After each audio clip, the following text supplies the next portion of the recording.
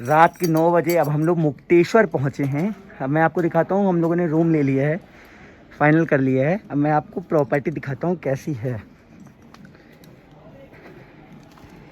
ये वही वाली बात है ना, हाथी के दांत दिखाने के कुछ और, खाने के कुछ और। बाहर से छोटी सी लगती है लेकिन अंदर से उतनी ही बड़ी।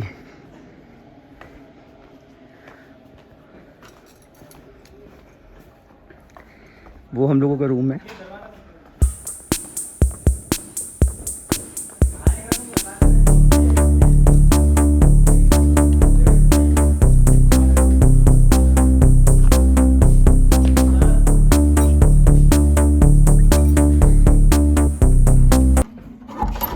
आइए दिखाते हैं आपको अंदर से हमारी प्रॉपर्टी कैसी है।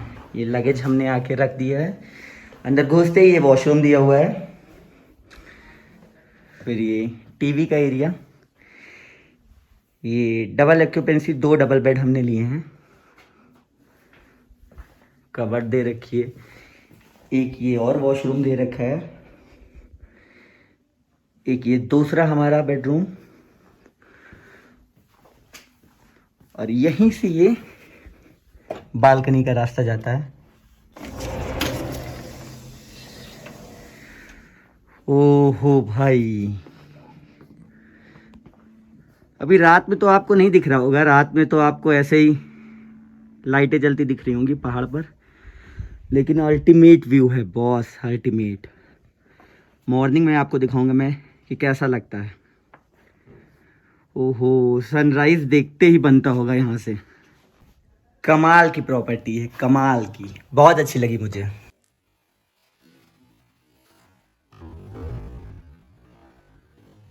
इस वक्त सुबह का 6:17 हो रहा है और मैं सनराइज देखने के लिए उठा हूँ, क्योंकि सनसेट सभी देखते हैं।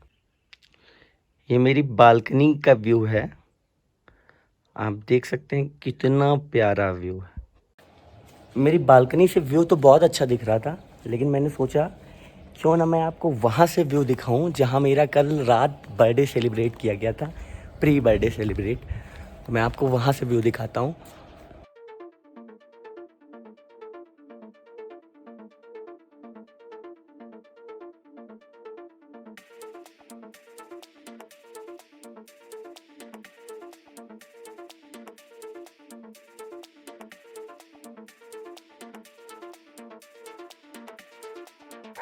पूरा 180 डिग्री आप यहाँ से देख सकते हैं।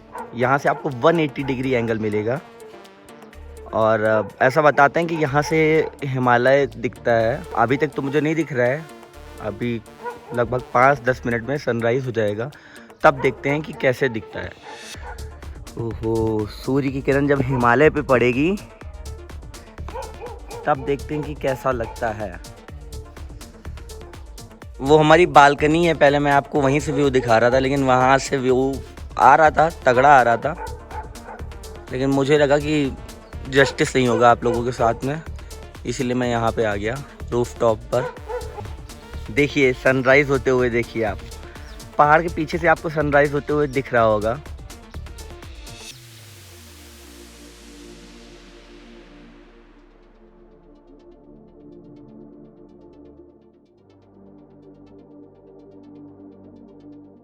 पहाड़ के पीछे से सन निकल रहा है, कितना प्यारा लग रहा है।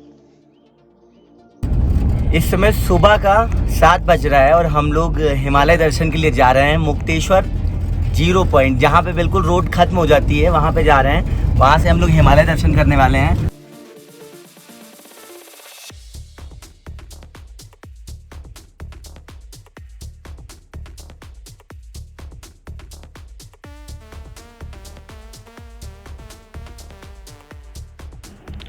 लो भाई, पहुँच गए मुक्तेश्वर। मैं आपको बता दूं, मुक्तेश्वर उत्तराखंड की टॉप 10 बेस्ट प्लेसेस में से एक है। आप यहाँ से सनसेट और सनराइज़ एंजॉय कर सकते हैं। और मेरे सामने आपको हिमालय दिखने लगा होगा, ये हिमालय रेंज यहाँ से दिखती है पूरी। 180 डिग्री एंगल पे आप पूरा हिमालय देख सकते हैं। मॉर्निंग में हमें होटल से सनराइज़ ना देखकर यहीं आना चाहिए था, मिस्टेक कर दी। अगर हम यहाँ आते तो जब सूर्य की किरणें हिमालय पर पड़ती भाई, अल्टीमेट व्यू होता। खैर छोड़ो, जिस पल जहाँ है वहीं का मज़ा ले लेना चाहिए। अगर आप मुक्तेश्वर आए हो तो इस व्यू के साथ में आपको सुबह की चाय बिल्कुल भी मिस नहीं करनी चाहिए।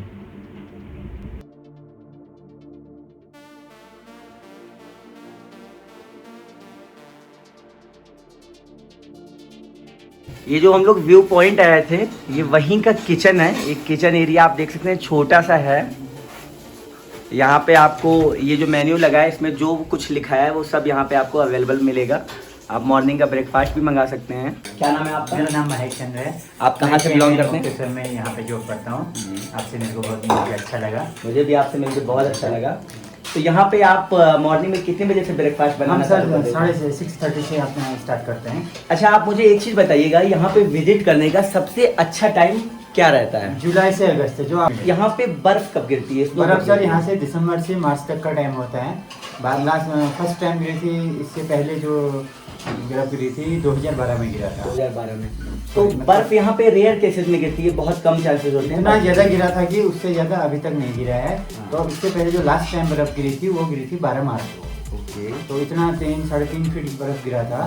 तो जब आप बर्फ अगर देखने के लिए आते हैं तो जनवरी दिसंबर के आसपास का जो टाइम होता है वो बेस्ट रहेगा। जनवरी फरवरी मार्च वो बेस्ट है। चलिए, आपसे मिलकर बहुत अच्छा लगा। चलेगा जाए, बहुत अच्छा लगा। Thank you so much. इस वक्त बज रहा है सुबह का 11:30 और हम लोग थोड़ा लेट हो गए हैं क्योंकि हम लोग व्यू पॉइंट एक बार पहले भी सनराइज़ देखने के चक्कर में चले गए थे, मुक्तेश्वर व्यू पॉइंट, इसलिए लेट हो गए। अब हम लोग जा रहे हैं ब्रेकफास्ट करने। आइए चलते हैं।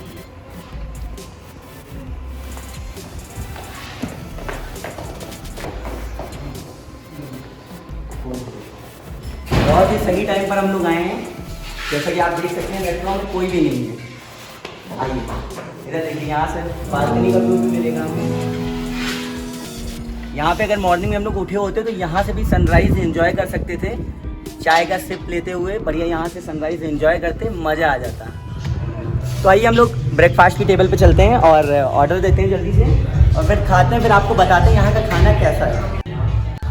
तो हमने ब्रेकफास्ट मंगा लिया है, तो आइए शुरू करते हैं, देखते हैं क्या क्या आया है। हमने चिली पनीर ऑर्डर किया है, पराठे ऑर्डर किया है, और ये आलू प्याज पराठा ऑर्डर किया है। तो आइए शुरू करते हैं, क्या चीज़ कैसी है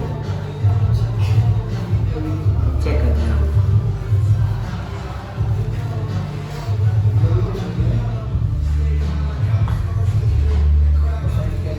प्याज देखिए, पहले चेक करते हैं।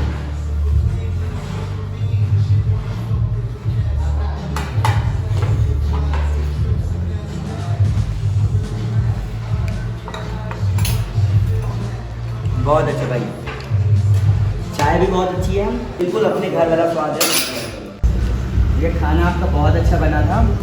आपने कल भी जो हम लोगों को डिनर कराया था रात में, मैं तारीफ नहीं कर पाया था, आपने बहुत अच्छा बनाया था। लेकिन आप लोग लोकल फूड क्यों नहीं रखते हैं यहाँ का? आजकल लोकल सब्जियाँ हो नहीं रही है सर। यहाँ पे लोकल सब्जियाँ जब होती है तो वो भी रखते हैं। मैंने यहाँ कुमाऊँ रीजन में कुमाऊनी रायता और भात की दाल, कुमाऊनी रायता होता है, मंडुआ के आटे की रोटी, ये बहुत सुना था। वो भी है। अच्छा। कुमाऊनी रायता है और मंडुआ की रोटी मिल जाएगी। अभी भी अवेलेबल है? हाँ। अब तो हम लोग खा चुके हैं, तो आज नेक्स्ट टाइम जब कभी आते हैं तब जरूर प्रेफर करेंगे। वैसे आपने जो हमें ये फूड खिलाया, ये पूरा हमारे यहाँ का टेस्ट था, लोकल फूड आपने खिला दिया, बहुत खुश कर दिया। क्या नाम है आपका? नरेंद्र सिंह। बहुत बढ़िया, आपने बहुत अच्छा काम किया, थैंक यू सो मच। हमारे होटल का नाम था हिमालयन ब्रीज फेयर।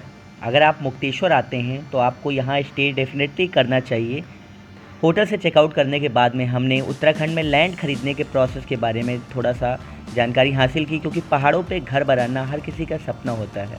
अगर आप मुक्तेश्वर में प्रॉपर्टी लेना चाहते हैं तो कैसे प्रॉपर्टी ले सकते हैं और कितनी ले सकते हैं आप, ये प्रोसेस अंकल से जानते हैं। अंकल अभी हमारे साथ में मौजूद हैं, इनसे पूछते हैं हम यहाँ पे आप कितनी प्रॉपर्टी खरीद सकते हैं, और फिर आप यहाँ पे कैसे, मतलब अगर आप होटल बनाना चाहते हैं तो आप कैसे गवर्नमेंट से परमिशन लेनी पड़ेगी आपको, पूरा प्रोसीजर अंकल जी बताएंगे। तो अभी अंकल से बात करते हैं। नॉर्मल आदमी यहाँ पे प्रॉपर्टी लेना चाहता है तो लगभग कितनी प्रॉपर्टी वो परचेज कर सकता है? 300 गज, यानी कि तकरीबन 2700 स्क्वायर फीट हम लोग यहाँ पे लैंड ले सकते हैं।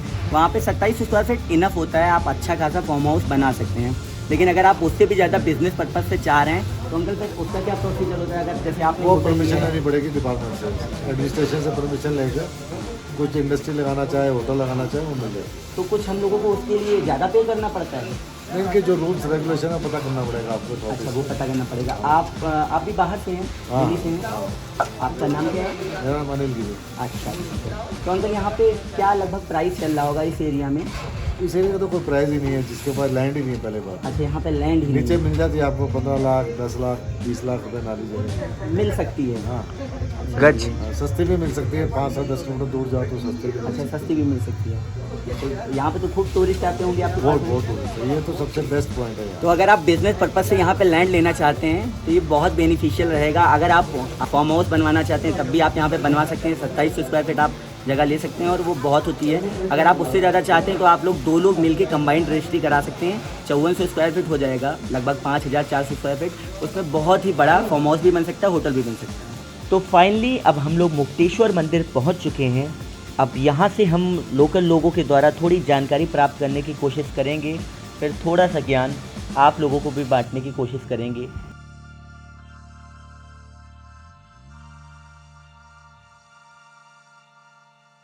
हाँ, तो कुछ बताइए मंदिर की विशेषताओं के बारे में। तो सर, जो मंदिर है पांडवों के द्वारा यहाँ पे शिवलिंग की स्थापना करी गई थी 5000 वर्ष पहले, जब पांडव उधर के थे।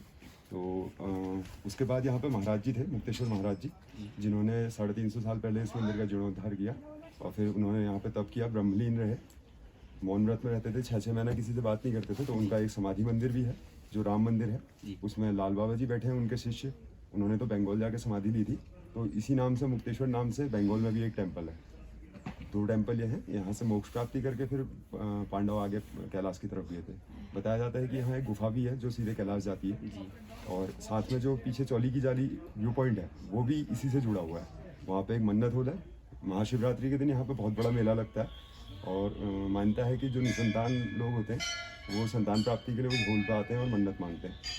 और उनकी मन्नत पूरी होती है। उनकी मन्नत पूरी होती है। तो बताइए आप कैसे क्या प्रसाद दे रहे हैं? सर, मैं तो 101 में प्रसाद दे रहा हूँ। चुनरी सिंगार नारियल माता के लिए होता है, तो वहाँ जाता है। पंचमी में आप परमल इलायची दाना आप शिव जी के मंदिर और टेम्पल में यूज़ कर सकते हैं। समाधि टेम्पल के बाहर एक आप हमें दे दीजिए।